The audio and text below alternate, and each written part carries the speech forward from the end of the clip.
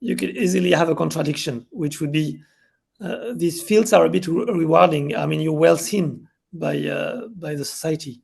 They could easily see you as a hero, actually, and you're not a hero.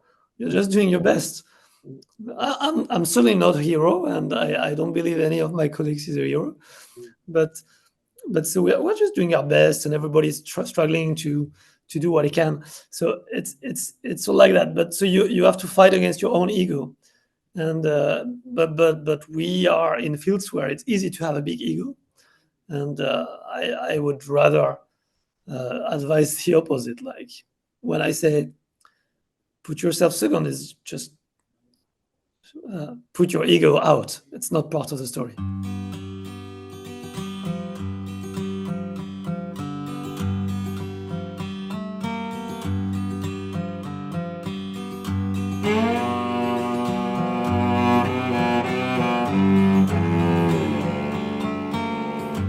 This is the podcast to restore your faith in humanity.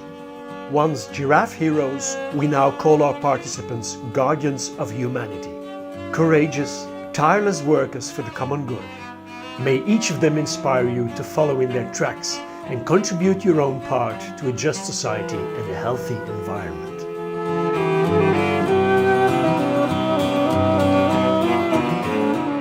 So welcome to another episode of the podcast to restore your faith in humanity. Today we welcome Jérôme Tubiana, who is an advisor on refugee issues for Médecins Sans Frontières, Doctors Without Borders. He has covered conflicts in Sudan and Chad for more than 20 years as a researcher and author of various articles and books. He has contributed to National Geographic and Foreign Affairs, among other publications. His name is often linked with that of Mohammed El-Garani, whom he met in N'Djamena in 2011, 2 years after his release from Guantánamo Bay. They met every afternoon for 2 weeks, after which Tubiana turned their conversations into the award-winning graphic novel Guantánamo Kid, the true story of Mohammed El-Garani. Hi, Jérôme, welcome to our podcast. Good morning. Was I correct with everything that I said, or did you have the impression that I was missing some points? No, very correct. I met Mohammed in 2010, but Okay. I've seen in the internet that mistake was often made. I don't know where it comes from. Maybe from myself, but anyway. Okay. And maybe the first question to ask: how does it feel that your name is constantly linked to that of Mohammed El-Garani? Actually, I'm pretty happy with that. Also, because he's a wonderful character, but also I feel he's a friend. Even so, we've not been meeting a lot, all in all, and including since the book's publication. I wish we could meet more often and continue working together. But I feel also the job is pretty much done, and maybe Mohammed has other things to do now. But still, I think also the job is not finished for him. He would like more justice. But there are also limits, unfortunately, in what I can do for him. Also, I've been trying actually to get him more support, whether financial, legal support. Yeah. I feel he needs more support to rebuild his life. But yeah, there's been limits on what I could do beyond the book. I was hoping at some point there could be a longer or larger afterlife for the book, but it's not that easy. Yeah, the book brought the story to a wide audience, but it's a graphic novel. I think also there were limits in what a graphic novel could achieve. In terms, I'm a great fan of graphic. I read your book, of course. It was given to me by Tom Amat, or Thomas Pilcher, as we know him. He's the founder of the Giraffe Heroes and of the Guardians of Humanity. He gave me your book, and I love comics. I'm a great fan also of Joe Sacco, who is the author of books on Palestine and The Fixer on Sarajevo. I absolutely love it, and I also love that book. But maybe for our listeners, can you give a brief summary of Mohammed El-Garani's story? Yeah, definitely. Well, first, it's a story of a migrant, and pretty much in my work, I'm working on migrants and refugees, and I'm telling migrant stories very often. So, consciously or not, I think that's what I wanted to tell as well. Not just the story of detention, of Guantanamo, of abuse, but many of my characters have this double life, this double real life, that of a migrant, that of the character of a journey, almost a road movie, and that of somebody struggling in the face of systematic and very abuse, which is really so much above what a human being can actually suffer and survive. And so Mohammed was a Chadian kid in Saudi Arabia, and uh, like most, if not all, migrants in the Gulf, he did not have any citizenship, any paper, any ability to study and make his dreams possible in Saudi. So he went to study in Pakistan, and unfortunately, it was just before 9/11. And then after 9/11 took place, the Pakistani authority, as an intelligence service, rather than arresting the real accomplices or culprits among themselves, they preferred to round up foreigners in Pakistan and to sell them to the US government. When I first hear this from Mohammed's mouth, I honestly couldn't believe it, and I could not believe what he was telling me as well on some of the tortures within Guantanamo, just because at the time there were very few. I met him in 2010. There were very few prisoners of Guantanamo who had been released and who had been able to tell their story. So there is a lot I could not believe. But then the truth came from not only from himself, but from other written and oral sources and from other testimonies, that all this was, yes, completely crazy, Kafkaesque, absurd, but true. But he was a kid, eh? He was a kid. He was 13-year-old, and he was detained in Guantanamo for 8 years. But how can that be that a 13-year-old is regarded by the American authorities to be partially responsible for 9/11? In Guantanamo, there was not only one minor, but a bunch of them. It was discovered quite late by the lawyers who got access to Guantanamo.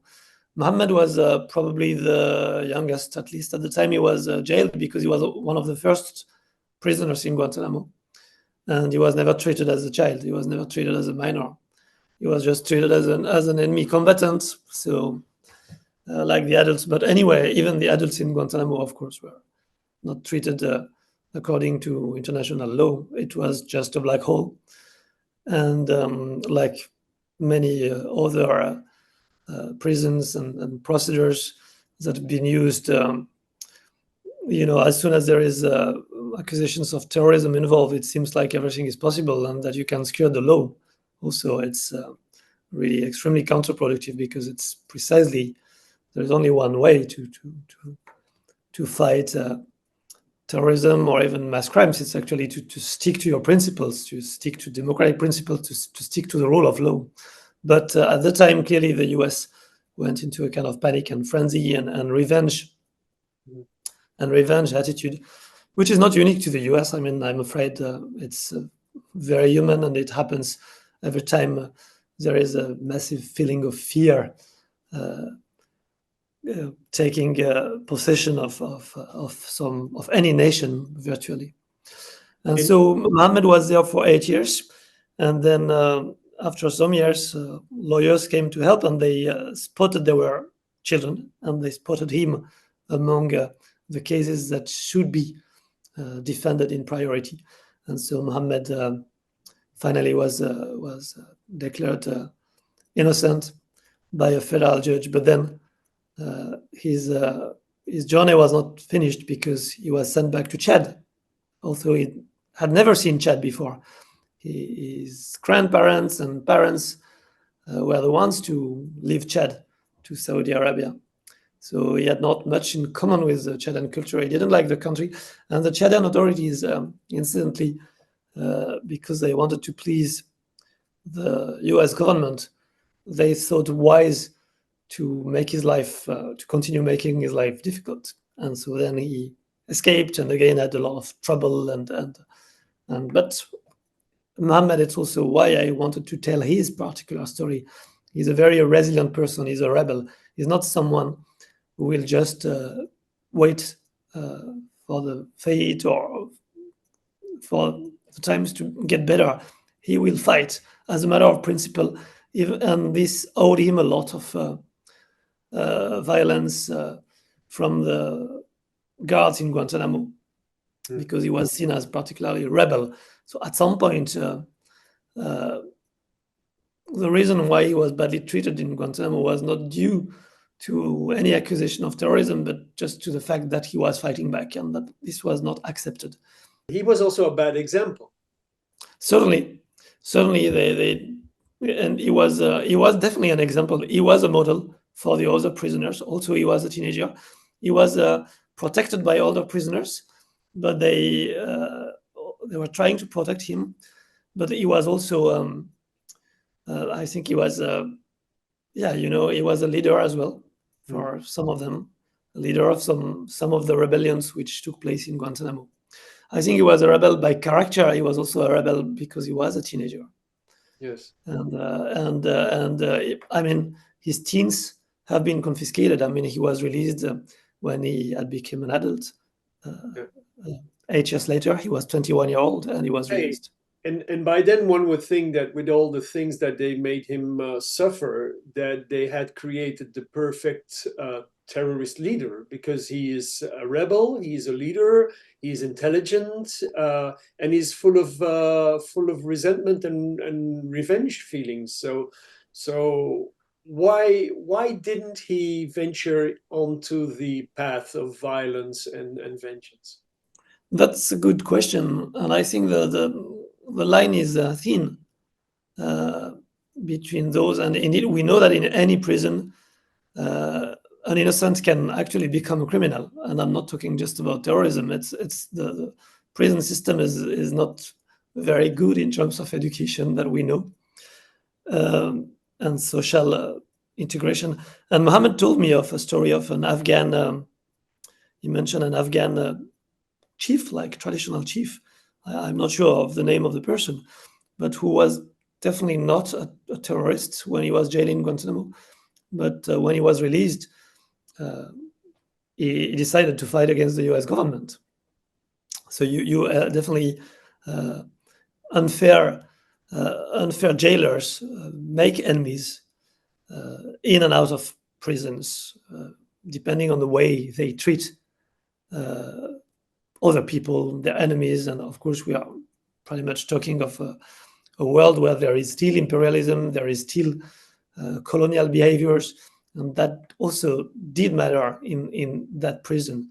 But Mohammed was not like that, and he also pretty much educated himself in the company of the guards. He learned English, and he learned that he was not only the youngest prisoner, he was one of the very, very few blacks. And he had already suffered racism in Saudi Arabia. But he also mentioned that it was even worse in the prison, where he suffered from US racism. And the black guards, some of them at least, could be sympathetic to him because they suffered the same racism from white in the US, including white colleagues in the army, or even white guards in the prison. So there he understood a lot about the complexity of the US social hierarchy and racial hierarchy. Maybe sometimes, maybe some US people reading the graphic novel would find his reaction simplistic, but I think if they make the effort to understand his perspective, they would also found him an interesting observer of some US realities that were relatively transparent within that closed world of the prison. Mm-hmm. So you say you did do some effort to promote the book and to give it a longer life. So one of the things when I read it is, this is a movie.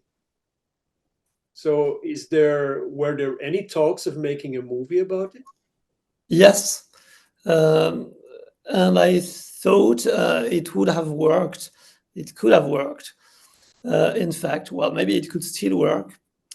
In fact, when the book was published in France, it was selected by a kind of new, I'm not sure how to call that, a kind of new competition at the Festival de Cannes, which is called Pitch the Book. It still exists today. I think it's just running right now, actually, as we are talking. And so basically, cinema professionals select about a dozen of books a year, including a small number of maybe 2 or 3 graphic novels. So it was pitched in Cannes, and I think there were a few proposals after that.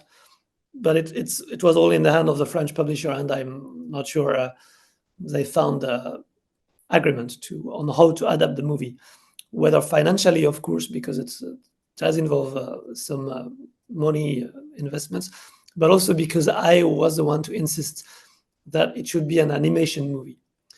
And that reduced a bit the field.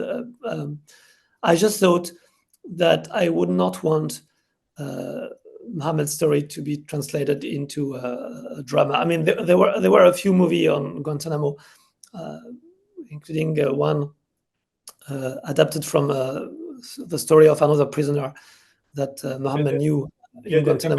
The guys who went to this wedding in Pakistan, no? I saw that movie. No, that's another one. The three guys, British Pakistanis who went to a wedding. No, and by the way, it's an interesting movie, but they are very different of Mohammed in character. I think because actually they don't come from the third world. Their reactions are, I'm afraid, they don't show the level of not only rebellion but understanding of the prison and solidarity with the other prisoners that Mohammed and even younger Mohammed could actually show. He had such an incredible maturity for a kid, but I think it's because of where he comes from. No, I'm thinking of the movie adapted from Mohammed Ould Slahi, a Mauritanian prisoner who was in Guantanamo and wrote his own diary. And his diary has been published and a bestseller in many countries. And it's also very interesting graphically because it's been, like some of the documents we quote in Guantánamo Kid, it's been published with the redactions, like the literally black lines, the text blackened by the censorship of the Guantanamo authorities, of the US authorities. And some pages are completely black with only a few words. Even those few words left in those kind of redacted documents look horrific. And so you can imagine what's under the black. So it's also the case of some of the documents we published as annexes or within the graphic novel. But I remember in particular one incredible Guantanamo document which is fully redacted except the word waterboarding. And well, okay, they did not redact waterboarding because they considered it acceptable. You can imagine what they redacted. I'm just talking from memory. I hope I'm not making mistakes. But in the case, I was thinking of that movie adapted from Mohammed Ould Slahi. But unfortunately, it's a typical Hollywood movie with Jodie Foster playing the lawyer. I mean, she obviously plays very well, but she actually became the main character. And also there are complicated relation with the lawyer and the prisoner, which I think are very, for me in the movie, which are very discomfortable for me, not only because the white lawyer becomes the hero instead of Mohammed Ould Slahi, but also because the way the lawyer behaves in the movie with a lot of drama, like at some point the prisoner is fed up and doesn't want to continue the process, and she's insisting in a very violent way for me. And I am afraid it's very American, and it certainly did not happen that way in Guantanamo. I'm pretty sure any lawyer in Guantanamo would be extremely sensitive to the fact that it's interesting that you say that the main character is kidnapped or is becoming someone else than the person who lives it, or should be the main character, because we are here in this podcast talking already 20 minutes, not about you, but about somebody else. And so Yeah. I'm going to ask you a question about this, because you are an intelligent, very. I think that you are somebody who feels very well where pain and unrightful things are happening, and that you are a fighter for others. But how about Jérôme Tubiana? How much are you involved into all this? Right. Maybe just coming back a bit before, and then I'll come to Yes, your question, and yes, maybe you can bring me back to your question. yes. But so looking at that movie, most movies about racism or segregation, whether in South Africa or the US, if you think of it, take the Richard Attenborough's movie about Stephen Biko in South Africa. Stephen Biko dies at the very beginning of the movie, killed by the apartheid regime, and then you spend the movie following a South African white journalist who is trying to get out of the country his manuscript about his friend Stephen Biko. So Stephen Biko is not the hero. Why? Because Hollywood want white people, because the majority of their audience is white, and they want their audience to be easily able to identify to the hero of the movie. And it is, I'm sorry to say, but it is shocking, but it's also wrong, not only morally, but because anyone can identify to anyone in the world. You can identify, I can identify to a black person. I'm not Muslim, but I can identify to Mohammed. And when I presented the graphic novel in some US universities, also we did not have a lot of success within the US. We had mostly success in Europe. But maybe for that reason, precisely because it was a little bit unusual, because of the graphic format, because of the style, and because it's about Mohammed, not about his lawyer. Mohammed had a very good lawyer, Clive Stepford Smith. There was a lot already about Clive, but I think Clive should not be the topic.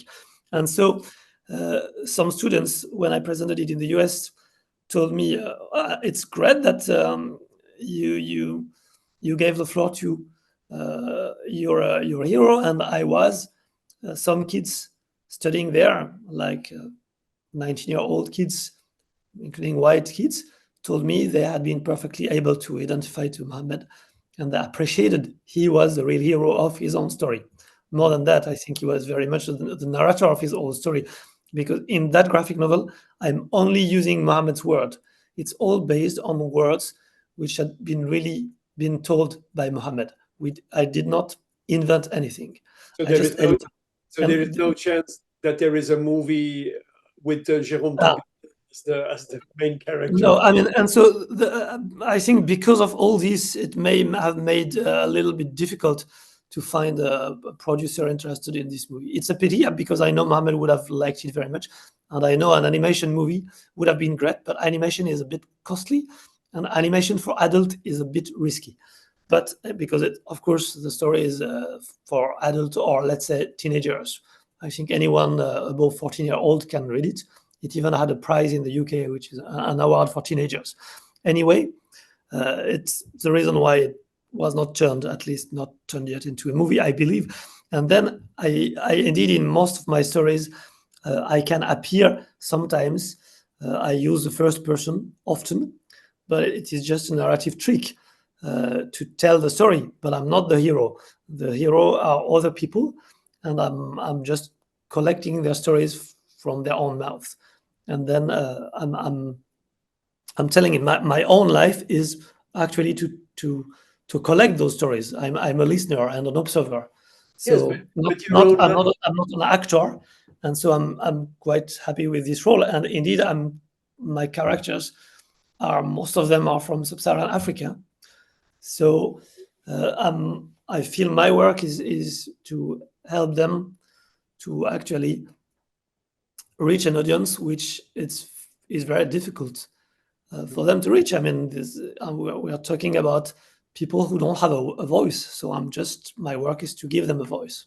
Yes, but then again, your life, Jérôme, is not boring at all. Like, so you are now in this white room, but your life, your daily life, is much more interesting, fascinating, and more full of suspense than I imagine. Or am I wrong?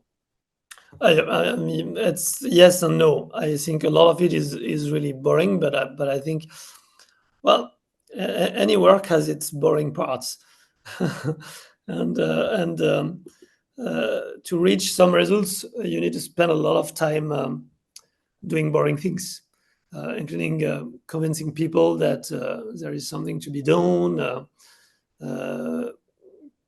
Like I'm working with MSF, with Doctors Without Borders, and we spend a lot of our life in internal meetings trying to do our best, including convincing our colleagues. And then we go to the field. We spend a lot of time negotiating access. We think there are wrong things going on. We spend a lot of time talking to authorities in the south and in the north, convincing that some policies, like for instance, we spent time talking to the European Union, telling them their migration policies are wrong, and I'm not sure, and that can be pretty boring to talk to them honestly, and it's called advocacy today in our world, a strange term that you may like or not, but even my 14-year-old daughter recently told me advocacy is probably one of the most interesting thing in the humanitarian world. But she told, you need to be able to face a lot of defeat, and Yeah. I agree. We are not on the winning side. We know it, but so I think it's what may make my life interesting for some people is actually that I'm meeting people that they don't meet, and I'm often, not always, but often able to tell the story of these people, but also the story of our meeting, of our interactions. So people maybe can guess a few things about my life through those stories. And it's true that because I've been doing a lot of narrative journalism, and as I'm said, I'm not the most important thing in the narration, but sometimes the first person can be useful in the narration. So it's true that if people would read, let's say, all my articles since 20 years, I think they would probably get a good sense of what my life has been. Yes, because I put a lot of myself in the story, unconsciously or consciously. When I'm not I'm not choosing to go to one place or to meet one person by chance. I'm making choices all the time. But you are mainly in the region of the Sahel, and then mainly in Sudan. Is that right? Sudan has been a very important place for me personally, And and if we know that, I'm not absolutely not an expert on Sudan. I know very little about it. So I went to Wikipedia and I was stunned to read that the whole conflict in Sudan is actually raging ever since the days when it became independent. So since yeah. 1962, there has been this fighting going on, and it stopped, well, for a few months or a few years, for a while, and it's still raging. And doesn't that break your courage? How do you stay resilient into this? Yes, I mean, I was asked recently the question, and because today the conflict in Sudan, just as we are talking, is extremely violent and very wide and very hopeless. And I could only be pessimistic, I'm afraid. But if I think of it, uh, even when I started to report in particular on Darfur in 2004-5, Darfur had already been so much destroyed that I could not really see any hope, honestly, already. Even after 1 or 2 years of full destruction that took place in 2003-4, there was no reason to be optimistic, and it only became worse. I was blacklisted in Sudan, like PNG, persona non grata, for a while, between 2013 and the revolution in 2019. during that period, I could still occasionally enter Sudan, crossing border illegally. But after the revolution, I could get access again. And there was some hope, including among Westerners working on Sudan just because of the revolution. But personally, I was rather hopeless because I could not see it, that hope, making it a bit away from the capital and away from the elite in the capital. And when I came back to Darfur, people were openly telling me that they did not see any impact of the revolution in their region already completely destroyed by war. Actually, I believe some really meant it. I mean, some people had really not heard that there was a change in Khartoum. Some people just meant that that change had not reached them at all or reached them yet. But some people had even not heard about the revolution in Khartoum. A bit like sometimes you visit some small islands and you hear of people who never saw the sea. Some people I know in Sudan, they have never seen any peace. I mean, the main period of peace was the 11 years, which took place between 1972 and 1984. And that's it. All the rest has been war since independence in 1956. So they were warning me that there would be a more massive war. And I also tried, because it's my work, as I said, to collect the perceptions from the field and to give them some echo.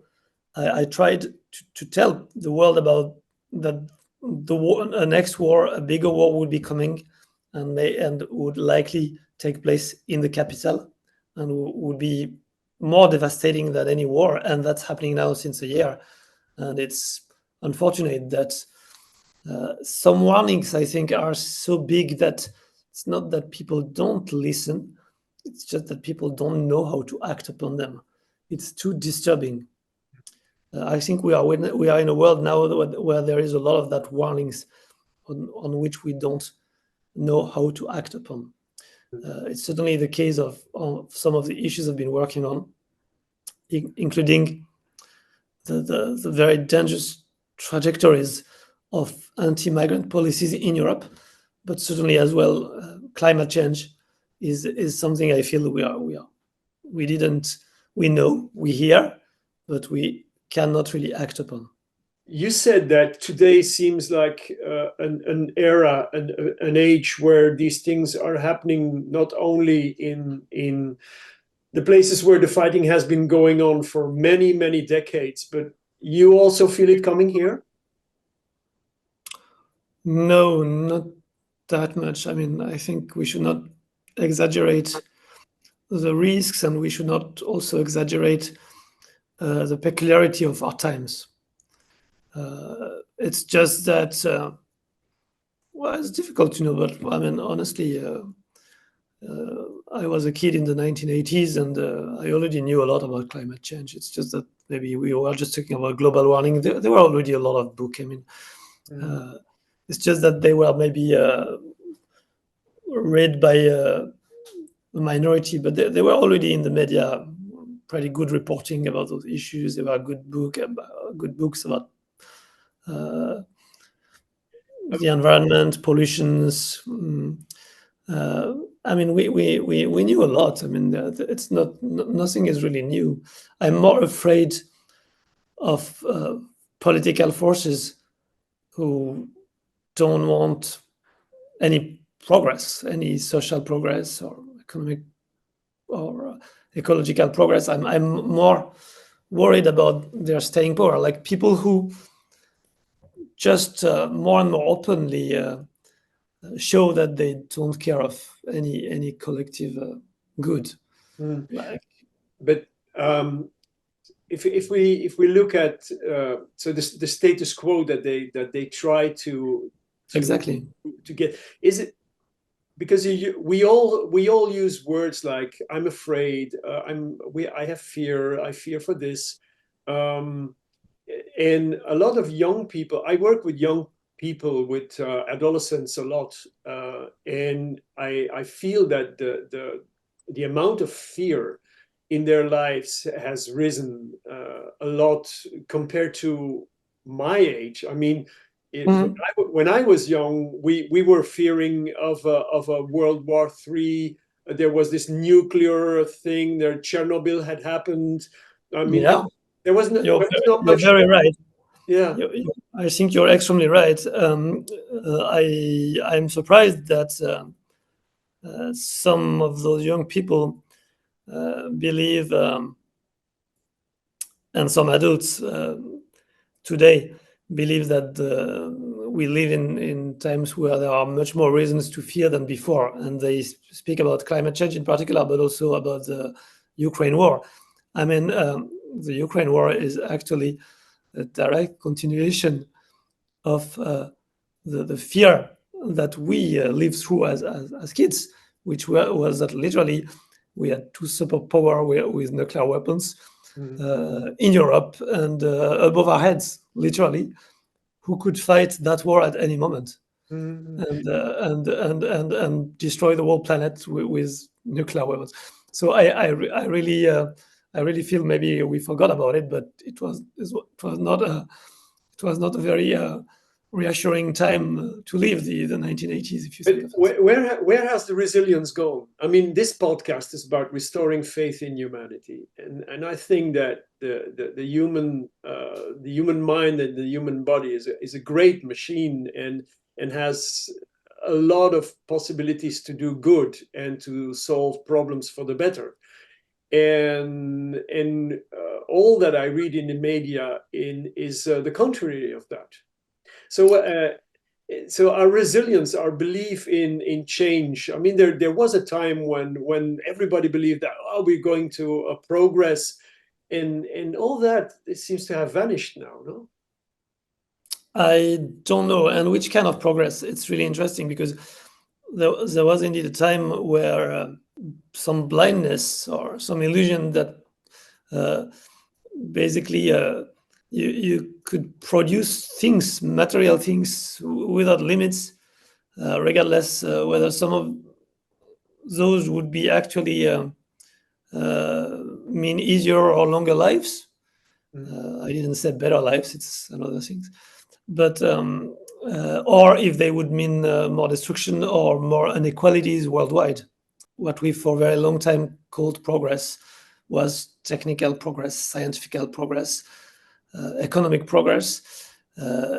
Was not necessarily progress, was sometimes destructive, and was very often exploitative, was only progress for a few. I mean, personally, I'm more an anti-speciesist. I believe the human being is only one species, and is not necessarily better than the others. No, So we agree on this. A lot of this progress was at the detriment of the other species. I mean, it's amazing the number of species that we have been destroying since we've been believing in progress. So like there is a massive contradiction there. When I think of the belief that in progress and that things would change for the better, I'm a child of the 1960s, 1970s, and in that period there was some kind of there was a belief that we could stop when we could stop the threat of the Cold War. And since there was this evolution of decolonialization, and that there was a belief in world peace.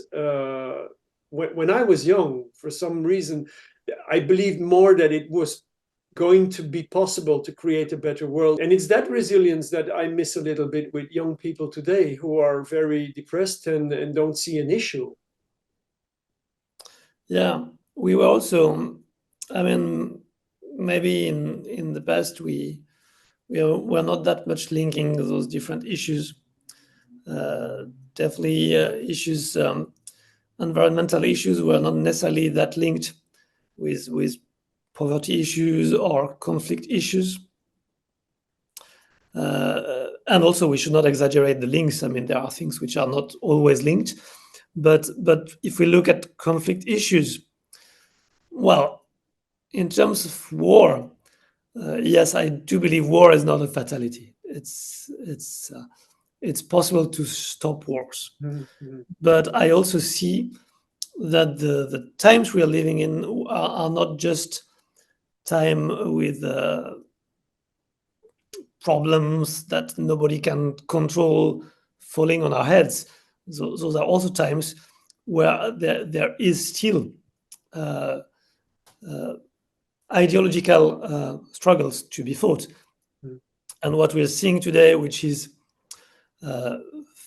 especially and fatally when empires are of all kinds are losing strength, we see they were silencing national and ethnic identities and even religious identities. Those empires, those empire constructions, and so fatally, we have a strong rise of nationalism, ethnic identities, narrowness, which is de facto leading to conflicts.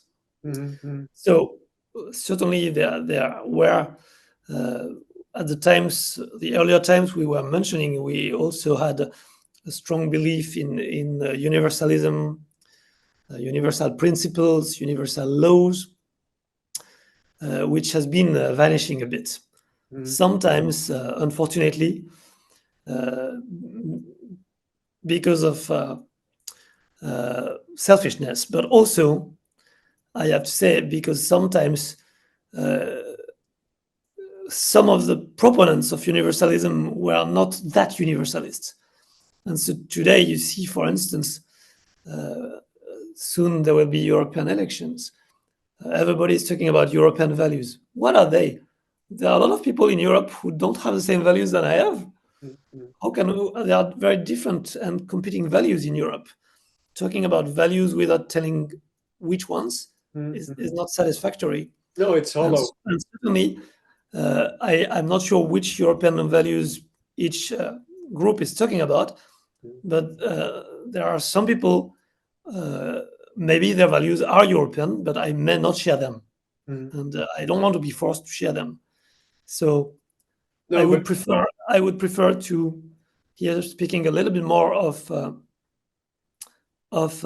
universal values, and I'm surprised that even some decent politicians are talking of European values as if they were specific to Europe, as if, let's say, equality, freedom was that specific to Europe. And it's disturbing because it means that we can isolate ourselves from the rest of humanity.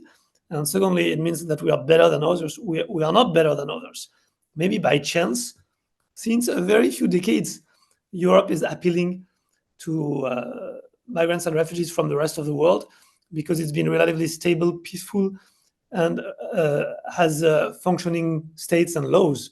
Mm-hmm. But it's by pure chance. Yeah, if you think of it, and so, but there is a. I mean, after Second World War, for some reason, we managed to get into a peace stabilization. It was only yesterday that there was a Holocaust survivor on the Flemish television who read out loud a plea for peace in the Middle East and between Palestinians and Israelites.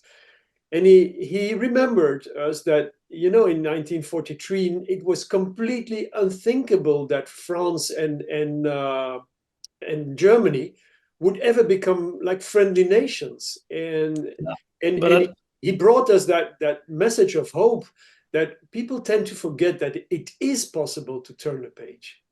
Yeah, it is possible, but at which cost? I mean, honestly, the price to be paid was too high. Yes, of course. I would honestly prefer France and Germany to have difficult relations today and to have avoided 2 world wars. There are limits to the comparisons and historical comparisons you can do when you're talking about conflicts. Yes. I think it may, whether it's good or bad, I think the current conflicts will not be solved by foreign interventions of any kind. They will be solved by the people themselves, by local players themselves.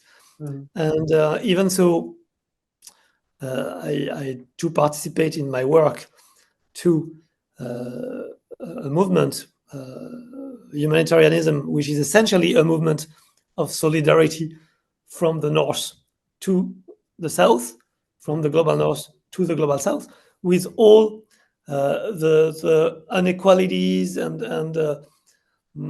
paternalism and white saviorism that it unfortunately does involve as well. So even so, I'm part of this global movement.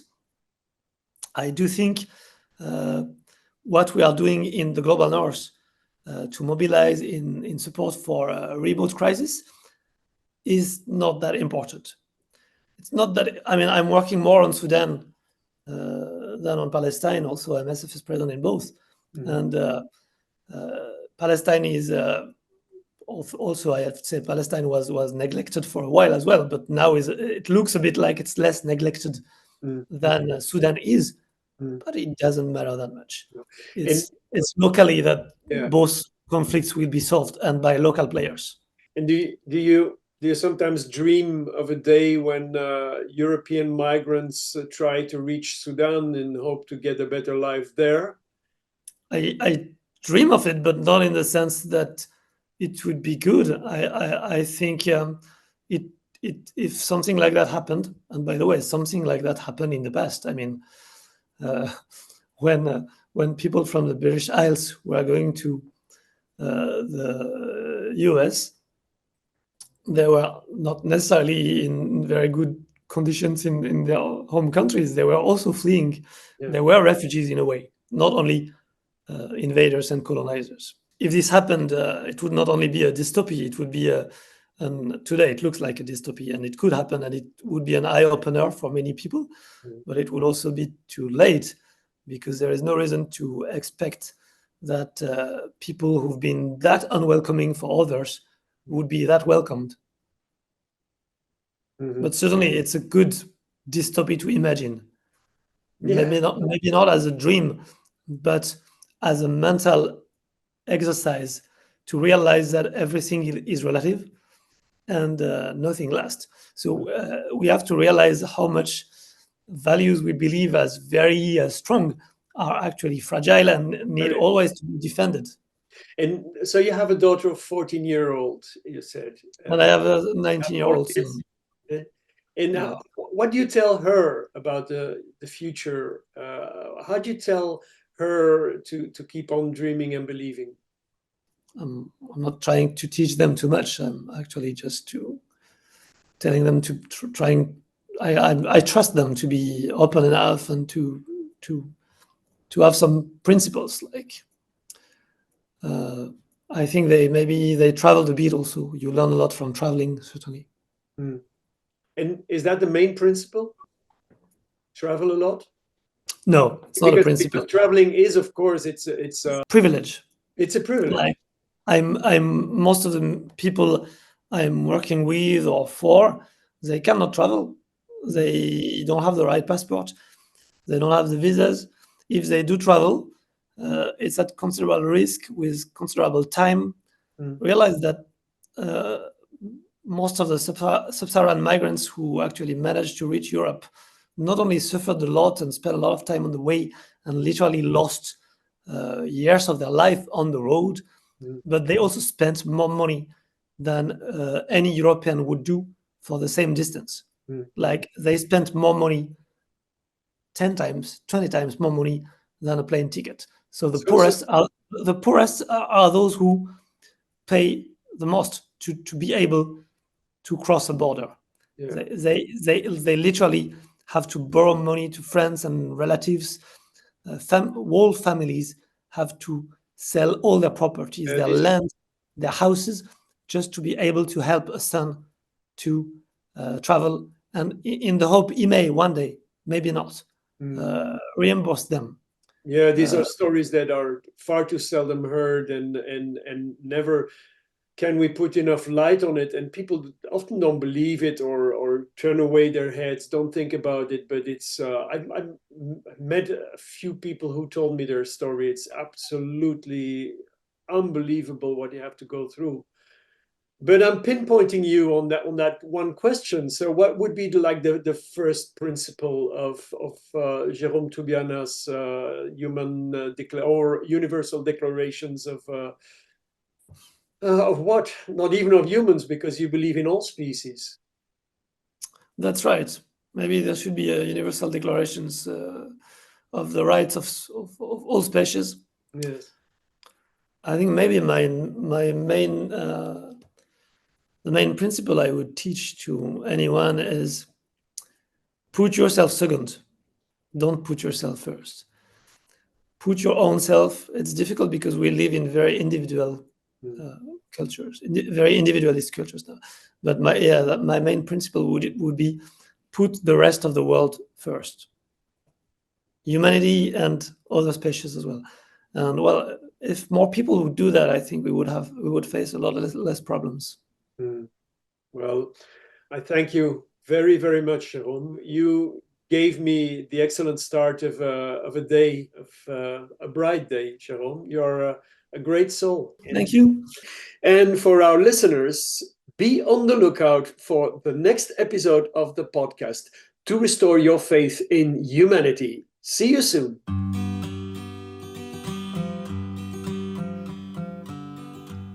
While you're waiting for the next episode of our podcast, why don't you check our website fondation-ghf.one. You will find a lot of information, interesting thoughts, and fascinating stories there.